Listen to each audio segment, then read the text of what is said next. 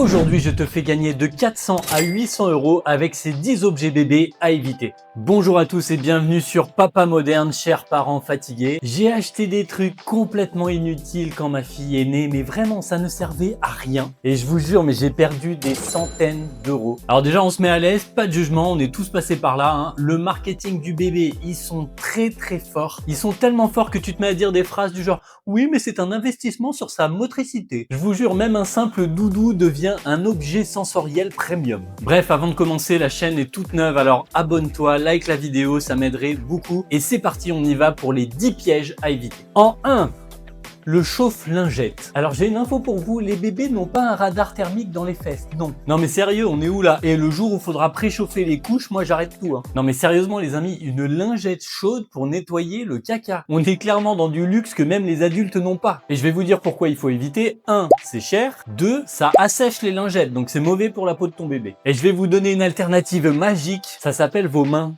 Et c'est gratuit. 2, le stérilisateur obligatoire. Alors pourquoi c'est inutile? Parce que cet objet il prend la moitié de ta cuisine pour faire exactement ce que ton lave-vaisselle fait déjà. En plus, faut se le dire, la majorité des pédiatres sont d'accord, tu n'as plus besoin de stériliser. Si tu as un lave-vaisselle qui fonctionne bien ou que tu laves toi-même correctement, c'est bon. C'est énorme, c'est bruyant et c'est cher. Non mais sérieux, on dirait un micro-ondes qui a raté sa carrière le truc. Donc non, c'est pas nécessaire sauf s'il y a une fragilité particulière. Et le lave-vaisselle ou chauffer à l'eau chaude, ça suffit largement. Franchement, le stérilisateur, c'est un peu comme la machine à laver les slips. Ça existe sûrement. Mais pourquoi? 3.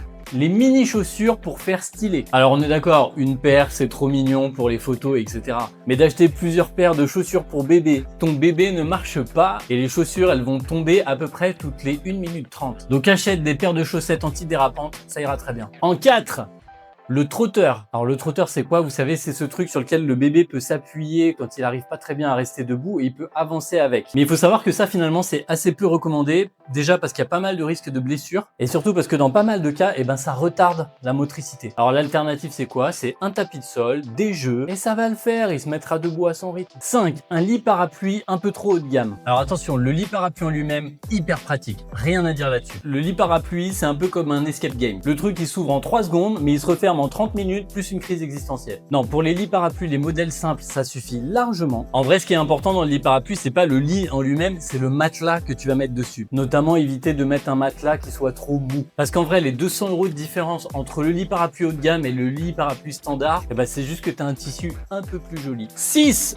Le Baby Cook à 600 €. Alors pourquoi c'est inutile? Parce qu'un mixeur plus une casserole, ça fait la même chose. C'est pas dur, le marketing te vend ça comme un cuiseur du futur. Tu te calmes. C'est un mixeur, mais en plus petit, mais en plus cher, mais en plus fragile. Ton Baby Cook, au fait, c'est juste un mixeur qui a été mis pendant trop longtemps au sèche-linge. Numéro 7.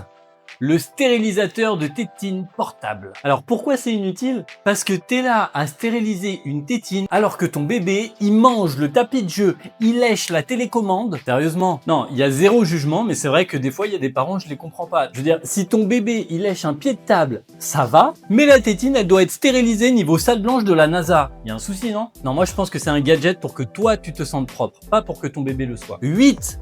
La baignoire pliable high-tech. Alors pourquoi c'est inutile? Non, pas parce qu'il faut pas se laver. Non, on lave le bébé, très important. Mais plus parce que si tu cherches à faire un peu d'économie, honnêtement, il y a des postes bien plus importants que ça. Je veux dire, un modèle de baignoire classique, ça coûte 20-25 €. C'est largement suffisant pour que ton bébé soit propre. 9.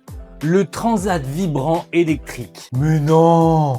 Ça existe? Ou comment apprendre à ton bébé que tout dans la vie doit vibrer pour être acceptable? Alors pourquoi c'est inutile? Déjà parce que les bébés ils s'habituent très vite. Tu commences comme ça et il n'acceptera plus rien si ça vibre pas. Ça bouffe des piles et ça va te prendre vachement de place et s'additionner avec toutes les autres merdes qu'on aura achetées à côté. Donc on arrête de transformer nos bébés en smoothie, on prend un transat classique. C'est ceux qui balancent là, ils aiment bien en général les bébés. Parce que le transat vibrant électrique là c'est juste un transat normal qui a décidé de faire le buzz sur TikTok. 10.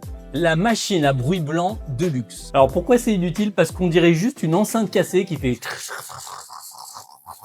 Non, franchement, un simple bruit blanc sur le téléphone, ça suffit largement. Après, il n'y a pas de souci, hein. Tu vas dépenser 80 € pour un truc qui fait le son d'un sèche-cheveux, alors que le sèche-cheveux, tu l'as dans ta salle de bain. Voilà, c'était les 10 objets qui peuvent te faire économiser entre 400 et 800 € sans perdre en confort. Et c'est loin d'être négligeable quand on a un bébé. Je vous invite à regarder ma vidéo sur combien coûte un bébé. N'hésite pas à me dire aussi en commentaire les achats inutiles que tu as fait, ça pourra toujours servir aux autres parents et me rassurer un peu aussi. En tout cas, merci beaucoup à toi d'avoir regardé la vidéo jusqu'au bout. N'hésite pas à t'abonner et ciao ciao, je vous dis à bientôt.